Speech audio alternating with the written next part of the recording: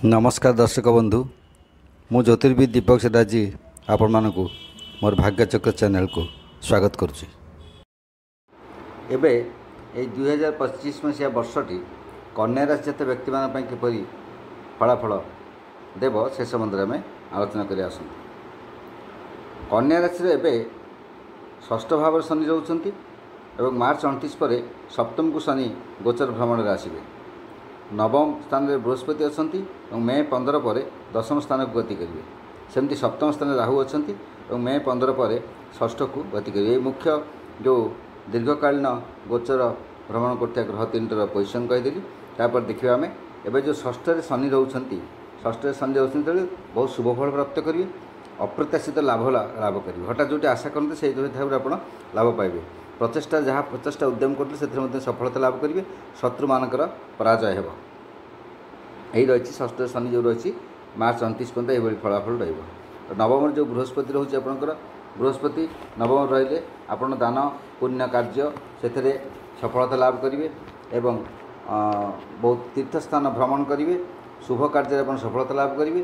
प्रतिभार स्वीकृति आपन को मिल आप जो प्रतिभा अच्छी प्रकाशित हो पार ना विकसित हो पार ना प्रसार हो पार ना तार प्रसार हो एवं जनप्रियता वृद्धि पाए और गृह में शुभ कार्य और मांगलिक कार्य किसी हे क्योंकि नवम बृहस्पति जो अच्छी मे 15 पर बृहस्पति दशम को गति करेंगे। दशम गति कला विभिन्न प्रकार बाधा विपत्ति असुविधा रही मर्यादा हानि होबार देखा जापर। सप्तम राहु अच्छे सप्तम राहु किसी अशुभ फल विशेष दिए ना। सप्तम राहु थिले सप्तम राहु किसी जेहेतु राहु हूँ भोगार ग्रह तेणु दाम्पत्य सुख वृद्धि कराए। स्वामी मध्य निबिड़ संपर्क आने और गृह को विभिन्न प्रकार विलास सामग्री से समय आनी था। जदिव लोक सप्तम राहु खराब कही था कि सप्तम राहु किसी असुविधा फल विशेष दिए ना मुझे जानी। बाकी मे 15 पर जो षष्ठ को राहु आसवे षष्ठ को राहु आसले आप संपद वृद्धि हो सुख वृद्धि हो स्वास्थ्य उन्नति घटे। यही सब फलाफल रही ग्रह गोचर गति फलाफल रही। एथर आसतु देखीदे आम शारीरिक पारिवारिक सब संबंध देखीदे किभଳି रोचे कन्या राशि व्यक्ति मान क्षेत्र में। एथर देखा शारीरिक कथा स्त्रीकर नाना प्रकार छोटकाटर असुविधा देखा दे पारे एवं महिला मान क्षेत्र स्वामी मानक कि छोटकाट माने रोग छोट छोट साधारण रोग सब विभिन्न प्रकार देखादेव। सन्तान मान निम्नांग कौन देखा दे पारे आघात होबार देखा जाए।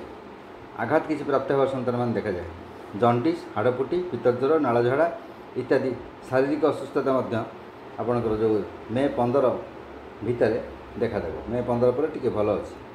मे 15 पर प्रायतः शारीरिक असुस्थता रही किंतु गृह जो अच्छे वयस्क व्यक्ति अच्छे शारीरिक असुस्थता आप विव्रत करें। तापर स्थायी रोगी जो रही स्थायी रोगी क्षेत्र में प्राय सेमती कष्टप्रद किसी ना कि अस्थायी रोग गोटे ना गोटे किसी रोग आपण प्रति ये बाहर प्रति मसे 1.5 मास किसी ना कि रोग बाहर से रोग को चलीज कि अस्थायी भाव रोग गुड़िक प्रायतः देखा आपणकर मध्य भाग में पर्यंत किसी असुस्थता विव्रत किंतु आप जून पर जो डिसेम्बर पर्यंत रहा किसी अंश आप सुस्थता लाभ करेंगे। एमती भाव में आप शारीरिक रही परिवार जो रही वयोवृद्ध व्यक्ति रही शारीरिक अवस्था चिंताजनक हम। पिता व पितृतुल्य लोकंकर शारीरिक असुस्थता वृद्धि पाइपे। एवं देखिए पारिवारिक कथा पारिवारिक देखा जाए भाई भौणी आ प्रतिवेश जो सहयोग आपन रही सहयोग हाथ आप लंबी आसो। पूर्वर किसी पारिवारिक समस्या सहज समाधान बाट आप पाइबे। अनुराध आउ रही जो आपणकर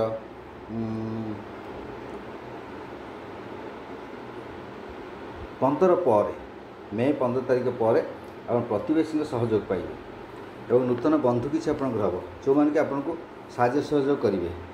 आउ आध्यात्मिक अनुष्ठान सत्संग इत्यादि योगदान करेंगे आप जोटा कि शांति लाभ मानसिक शांति लाभ करेंगे। आध्यात्मिक योगदान कलापर आप मानसिक शांति लाभ करेंगे।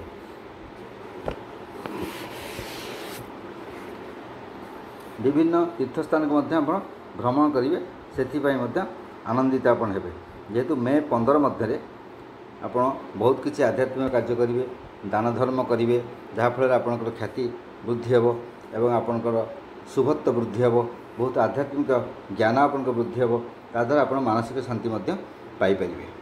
सन्तान मानकर छोटखाट शारीरिक कष्ट देखादेले विशेष बड़ धरण किसी असुविधा ना बरं तांकर विद्यार उन्नति हेब विद्यार उन्नति हेब जहाँफल आप खुशी हेबे। देखिए आर्थिक कथा देखिए आर्थिक परिस्थिति कथा देखिए आर्थिक परिस्थिति आपंकर मे 15 पर्यंत जो रोचे नवम बृहस्पति रोचे तेणु आर्थिक परिस्थिति प्रायतः भल रहिबो।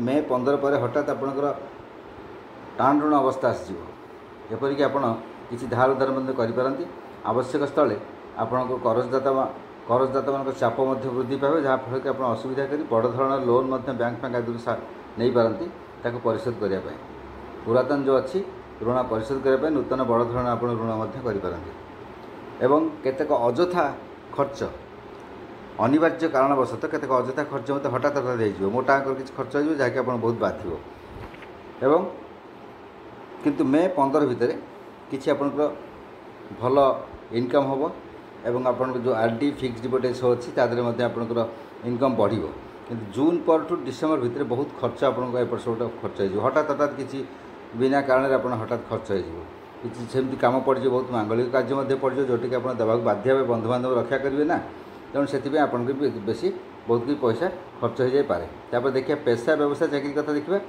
सरकारी संपर्कित कौन से पेशार जड़ित थे व्यक्ति मैंने बहुत सुजोग पाइबे किंतु मे 15 भितर बहुत सुजोग मिल छादे केतकर कर्मोन्नति हो पारे और केतकर मनोनीत स्थान को स्थानांतरित होवार देखा जाउछि। बेसरकारी क्षेत्र जो अच्छे विशेष सुविधा नथिले असुविधा विशेष किसी ना बाकी व्यवसाय कथा देखा व्यवसाय जो मैंने शिल्पांचल पार्वत्यांचल जो ठिकादारी सुपरवाइजिंग ये सब खनि संबंधित पेशादार काम कर उपकृत हे। लुहा काठ आदि भारी जिनस संपर्कित ट्रांसपोर्टेशन कैरेज इत्यादि व्यवसाय माने उपकृत हो पारती मात्र मार्च 29 पर किसी असुविधा पड़े और जो अंशीदार अच्छा प्रति आप सतर्कता अवलम्बन करने उचित प्रति पदक्षेप जगिए जो कर्मचारी अच्छा से प्रति पदक्षेप जगिए ना असुविधा पड़ जाई पारती। बाकी अन्य जो मैंने पेशा व्यवसाय रही ग्रोसरी आइटम कहतु ग्रीनरी कहतु तापर विशेष किसी असुविधा ना जमी चलती आगु से भाव में चलो। महिला देखा उभय गृहिणी और कर्मजीवी महिला मैंने आनंदित हे खुशी हे से खुशी रे किंतु मासर जो वर्षर प्रथमार्धटी बहुत खुशी रही कि वर्षर शेषार्ध जो रहा उत्तरार्ध बहुत असुविधा हे बहु लोकंर आगमन हे तेणु आगमन है फल व्यस्तता मध्य समय अतिबाहित करेंगे। द्वितीयार्धे जाशुणी कौन से असुविधा आप कादुआरे गोड़ देकर हैरान हो पारती गृहिणी मैंने जो चाकरी क्षेत्र अच्छा कर्मचारी मैंने कौन महिला कर्मजीवी अच्छा सरकारी चाकरी क्षेत्र अच्छा से मे 15 भितर किसी ना किसी सुविधा हासिल करदे और जहाँकि मे 15 पर से सुविधा पाइबे हासिल करेंगे 15 पूर्व 15 पर से सुविधा पाइबे मनोनीत स्थान को स्थानांतरित हो पाए। एथर देखिए छात्र छात्री मान कथा छात्र छात्री मैंने जो मैंने अच्छा आर्ट्स कमर्स सब लाइन अच्छे प्रायतः भल रही कि जो मैंने आउ जो कंप्यूटर साइंस क्षेत्र अच्छा डाटा साइंस क्षेत्र से सब क्षेत्र अच्छे जगी रखी देखा पड़ो प्राय आशानुरूप फल लाभ कर न पारती से चेष्टित हवा दरकार। बेकार मान जो अच्छे प्रशासनिक सेवा बा राजनीतिक स्तर में किसी चेष्टा कले अवश्य कर्म प्राप्त हो पाए। एमती भाव में वर्षटी आपंकर सुख दुख मध्य अतिबाहित हो आशा करपणकर चलापथरे जितक कंटा अच्छी सब अपसरी जाऊ और आपण वर्षटी सुख और सौहार्दपूर्ण हो गौरवमय हो आपण सम्मान मर्यादा सबकिछि वर्षटी आणु यह ही भगवान के निकट प्रार्थना करुँ। नमस्कार।